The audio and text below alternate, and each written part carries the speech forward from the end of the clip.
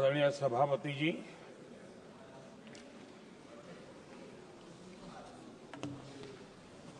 आदरणीय राष्ट्रपति जी के संबोधन पर आभार प्रकट करने के लिए मैं उपस्थित हुआ हूं। कल और आज, कल तो रात देर तक सभी माननीय सांसदों ने अपने विचारों से इस आभार प्रस्ताव को समृद्ध किया। कई माननीय अनुभवी सांसदों ने भी अपने विचार प्रकट किए और स्वाभाविक है कि लोकतंत्र की परंपरा भी है।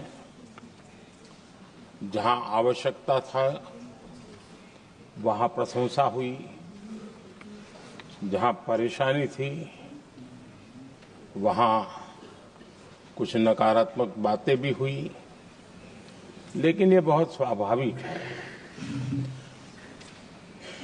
अतः कि मेरे लिए बहुत बड़ा सौभाग्य है कि देश की जनता ने मुझे 14वीं बार इस जगह पर बैठ करके राष्ट्रपति जी के उद्बोधन को आभार व्यक्त करने के लिए अवसर दिया है। और इसलिए मैं आज जनता जनार्दन का भी बड़े आदर के साथ आभार व्यक्त करना चाहता हूं। और सदन में चर्चा में जिन जिन लोगों ने हिस्सा लिया, चर्चा को समृद्ध किया, उन सब का भी मैं आभार व्यक्त करता हूं। आदरणीय सभापति जी,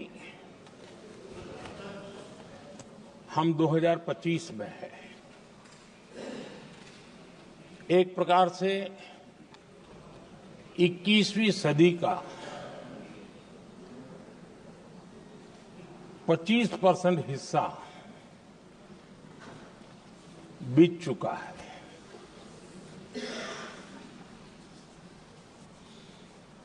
समय तय करेगा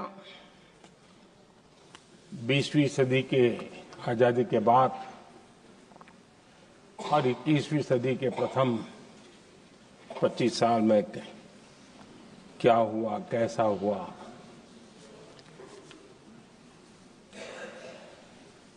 लेकिन इस राष्ट्रपति जी के संबोधन में अगर हम बारीकी इसको अध्ययन करेंगे तो ये साफ नजर आता है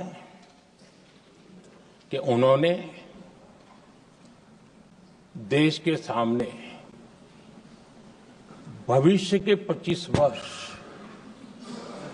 और विकसित भारत के लिए एक नया विश्वास जगाने वाली बात,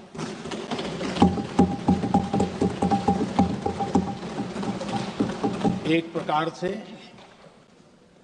आदरणीय राष्ट्रपति जी का ये उद्बोधन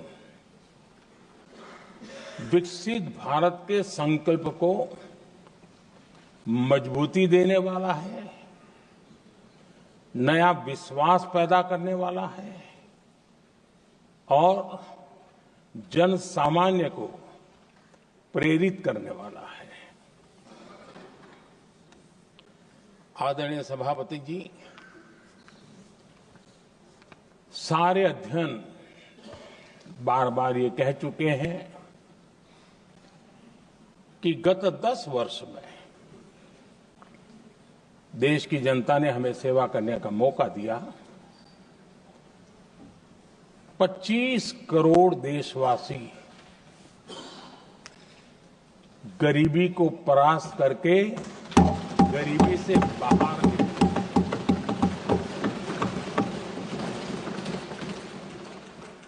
आदरणीय सभापति जी, 5 दशक तक गरीबी हटाओ के नारे सुने हो और अब 25 करोड़ गरीब गरीबी को परास्त करके बाहर निकले, ऐसे ही नहीं हो।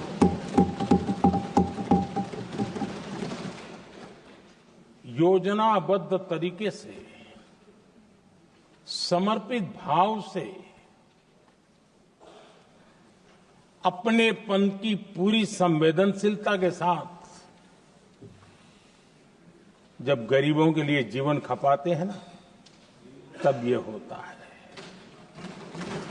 आदरणीय सभापति जी, जब जमीन से जुड़े लोग जमीन की सच्चाई को जानते हुए जमीन पर जीवन खपाते हैं, तब जमीन पर बदलाव निश्चित होके रहता है।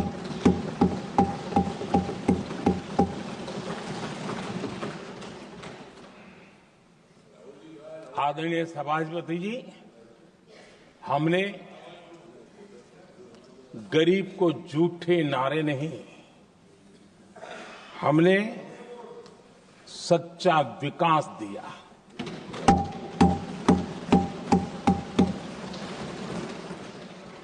गरीब का दुख, सामान्य मानवी की तकलीफ, मिडिल क्लास के सपने ऐसे ही नहीं समझे जाते। आदरणीय सभापति जी, इसके लिए एक जज्बा चाहिए।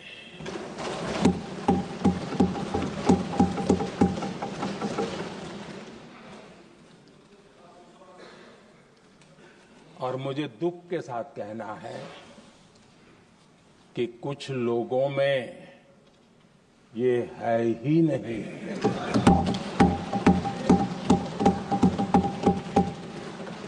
आदरणीय सभापति जी, बारिश के दिनों में कच्ची छत, फुसकी, प्लास्टिक की चादर वाली छत, उससे नीचे जीवन गुजारना कितना मुश्किल होता है। पल पल सपने रौंद दिए जाते हैं, ऐसे पल होते हैं, ये हर कोई नहीं समझ सकता। आदरणीय सभापति जी,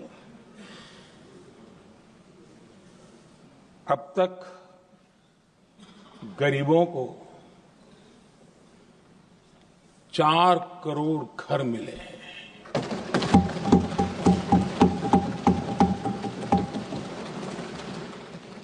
जिसने उस जिंदगी को जिया है ना, उसे समझ होती है कि पक्की छत वाला घर मिलने का मतलब क्या होगा। आदरणीय सभापति जी, एक महिला जब खुले में शौच जाने के लिए मजबूर हो जाती है, वो या तो सूर्योदय के पहले या सूर्यास्त के बाद, कठिनाइयों के झेलने के बाद इस छोटा सा अपना नित्य कर्म करने के लिए निकल सकती है। तब उसे क्या तकलीफ होती थी, ऐसे लोग समझ नहीं सकते। आदरणीय सभापति जी, हमने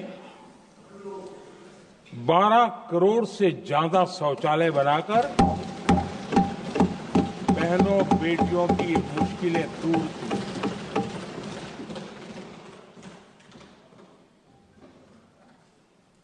आदरणीय सभापति जी, आजकल मीडिया में ज्यादा ही चर्चा हो रही है, सोशल मीडिया में और अधिक हो रही है। कुछ नेताओं का फोकस घरों में जकूजी पर, स्टाइलिश शावर्स पर, लेकिन हमारा फोकस तो हर घर जल पहुंचाने पर है।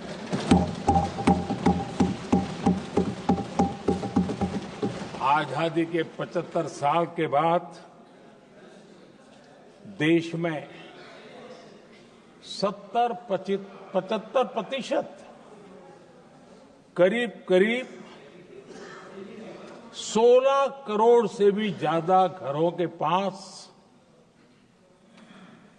जल का करने के लिए नल का कनेक्शन नहीं था। हमारी सरकार ने 5 साल में 12 करोड़ परिवारों को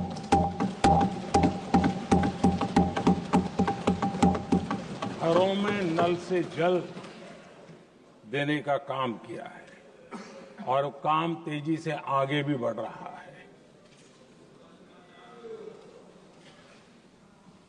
आदरणीय सभापति जी, हमने गरीबों के लिए इतना काम किया और इसके कारण आदरणीय राष्ट्रपति जी ने अपने अभिभाषण में इसका विस्तार से वर्णन किया है। जो लोग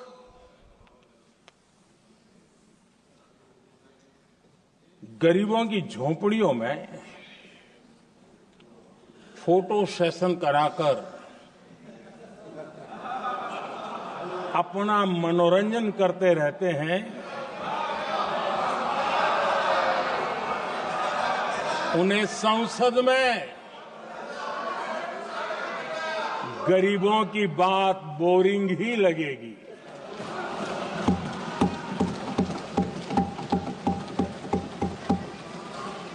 आदरणीय सभापति जी, मैं उनका गुस्सा समझ सकता हूं।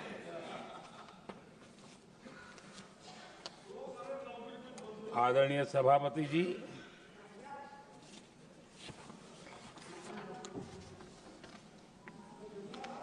समस्या की पहचान करना एक बात है, लेकिन अगर जिम्मेवारी है तो समस्या की पहचान कर करके छूट नहीं सकते। उसके समाधान के लिए समर्पित भाव से प्रयास करना होता है। हमने देखा है और पिछले 10 साल के हमारे काम को देखा होगा और राष्ट्रपति जी के अभिभाषण में भी देखा होगा। हमारा प्रयास समस्या की समाधान का रहता है और हम समर्पित भाव से प्रयास करते हैं। आदरणीय सभापति जी, हमारे देश में एक प्रधानमंत्री हुआ करते थे।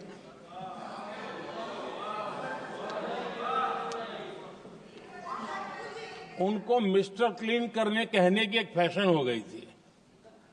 उस प्रधानमंत्री जी को मिस्टर क्लीन कहने की फैशन हो गई थी। उन्होंने एक समस्या को पहचाना था और उन्होंने कहा था कि दिल्ली से 1 रुपया निकलता है तो गांव में 15 पैसा पहुंचता है।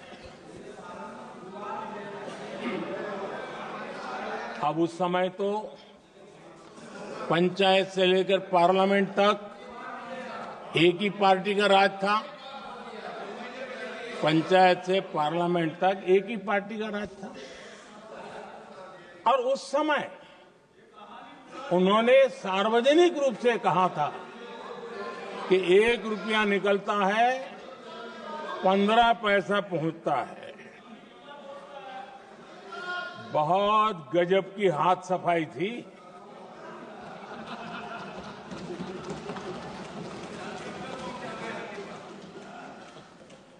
पंद्रह पैसा किसके पास जाता था, ये देश का सामान्य मानवी भी आसानी से समझ सकता है।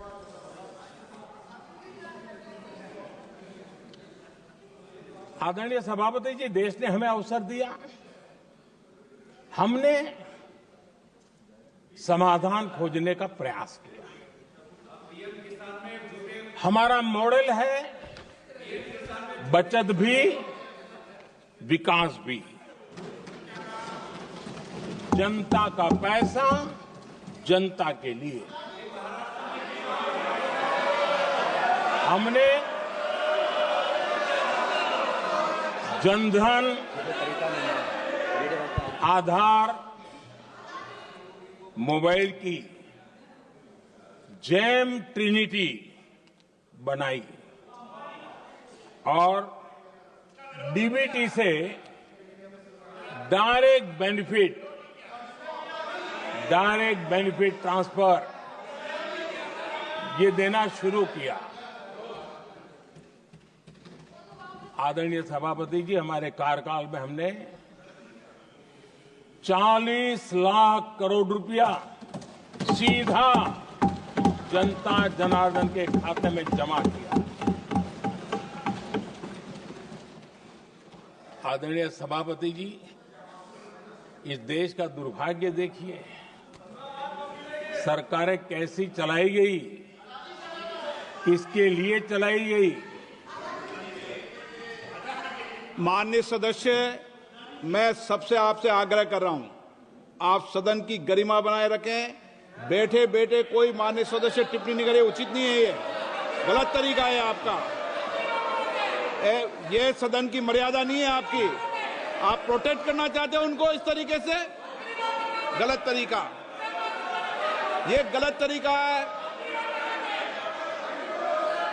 आप बैठे बैठे टिप्पणी करना चाहते हैं।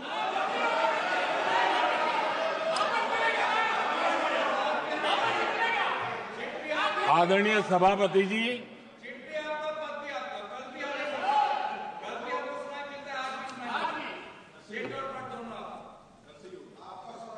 जब ज्यादा बुखार चढ़ जाता है तब लोग कुछ भी बोलते हैं, लेकिन इसके साथ साथ ज्यादा हताशा निराशा फैल जाती है तब भी बहुत कुछ बोलते हैं। आदरणीय सभापति जी,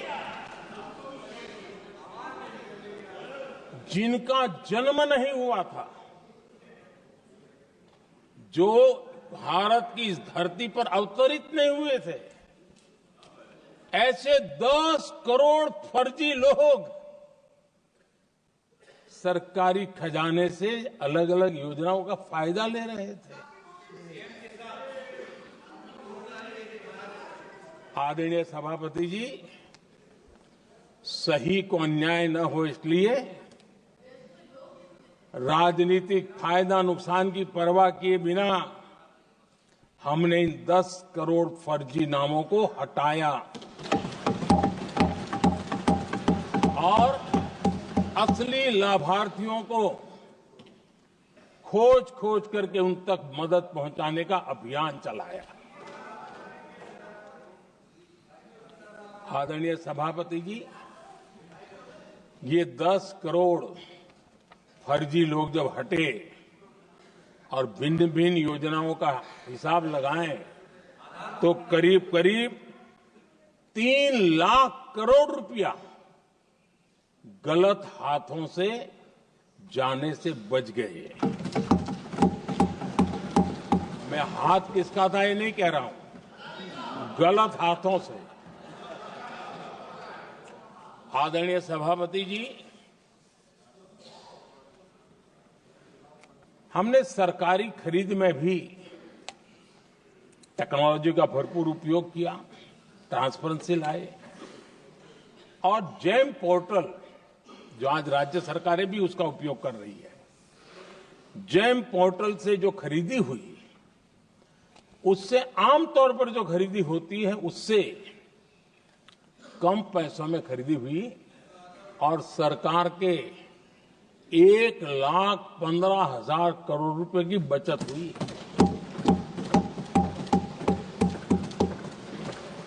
आदरणीय सभापति जी, हमारी स्वच्छता अभियान का बहुत मजाक उड़ाया गया, ऐसा जैसे हमने कोई पाप कर दिया, कोई गलती कर दी। न जाने क्या क्या कहा जाता था। लेकिन आज मुझे संतोष से कहना है कि इन सफाई के कारण हाल के वर्षों में सिर्फ सरकारी दफ्तरों से जो कबाड़ बेचा गया ना, उसमें 2300 करोड़ रुपया सरकार को मिले हैं। महात्मा गांधी ट्रस्टीशिप के सिद्धांत की बात करते थे। वो कहते थे कि हम ट्रस्टी हैं, ये संपत्ति जनता जनार्दन की है और इसलिए हम पाई पाई को एक ट्रस्टीशिप के सिद्धांत के आधार पर बचाने की और सही जगह पर उपयोग करने का प्रयास करते हैं।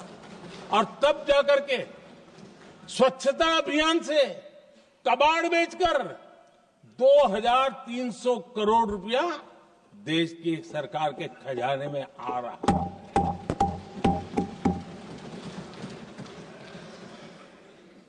आदरणीय सभापति जी, हमने एक महत्वपूर्ण निर्णय लिया इथेनॉल ब्लेंडिंग का। हम जानते हैं हम एनर्जी इंडिपेंडेंट नहीं है, हमें बाहर से लाना पड़ता है। जब इथेनॉल ब्लेंडिंग किया और हमारे पेट्रोल डीजल की आय कम हुई, उस एक निर्णय से 1 लाख करोड़ रुपए का फर्क पड़ा है। और ये पैसे करीब करीब 1 लाख करोड़ रुपया किसानों की जेब में गया है। आदरणीय सभापति जी, मैं बचत की तो बात कर रहा हूं, लेकिन पहले अखबारों की हेडलाइन हुआ करती थी, इतने लाख के घोटाले, इतने लाख के घोटाले, इतने लाख के घोटाले। 10 साल हो गए, ये घोटाले न कर करके, घोटाले न होने से भी देश के लाखों करोड़ रुपए बचे हैं, जो जनता जनार्दन की सेवा में लगे हैं। आदरणीय सभापति जी, हमने ये जो अलग अलग कदम उठाए, उससे लाखों करोड़ रुपए की बचत हुई, लेकिन उन पैसों का उपयोग हमने शीश महल बनाने के लिए नहीं किया।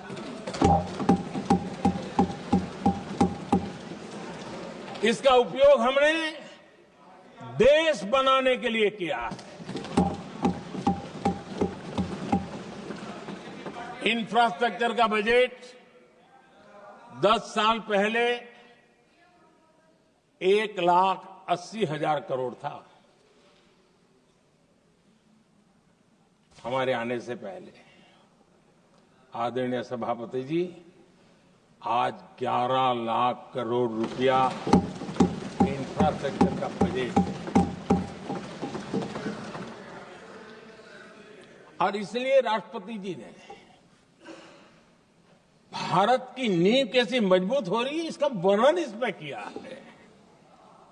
रोड हो, हाईवे हो, रेलवे हो, ग्राम सड़क हो, इन सभी कामों के लिए विकास की एक मजबूत नींव रखी गई है। आदरणीय सभापति जी, सरकारी खजाने में बचत हुई वो तो एक बात है, और वो करना भी चाहिए, जैसा मैंने ट्रस्टीशिप की बात कही। लेकिन हमने इस बात पर भी ध्यान रखा है कि जन सामान्य के उनको भी बचत का लाभ मिलना चाहिए। योजनाएं ऐसी हो ताकि जनता को भी बचत हो। और आपने देखा होगा, आयुष्मान भारत योजना बीमारी के कारण सामान्य मानवी को जो खर्च होता था, अब तक जिन लोगों ने इसका बेनिफिट लिया है, उसी के हिसाब से मैं कहता हूं कि करीब करीब देशवासियों का आयुष्मान योजना का बेनिफिट लेते के कारण जो खर्चा उनको अपने जेब से करना पड़ता, वैसे 1,20,000 करोड़ रुपया जनता जनार्दन के बचे।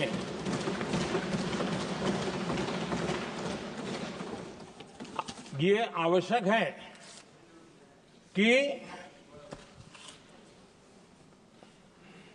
अब जैसे जन औषधि केंद्र, आज मध्यम वर्ग के परिवार में 60-70 साल उम्र के परिवार के स्वजन हो तो स्वाभाविक है कोई न कोई बीमारी आ ही जाती है, दवाई का खर्चा भी होता है, दवाएं महंगी भी होती है। हमने जब से जन औषधि केंद्र खोले हैं जिसमें 80% डिस्काउंट होता है, और उसके कारण जिन परिवारों ने इन जन औषधि केंद्रों से दवाइयां ली हैं उनके करीब करीब 30,000 करोड़ रुपए दवाई को खर्चा बचा।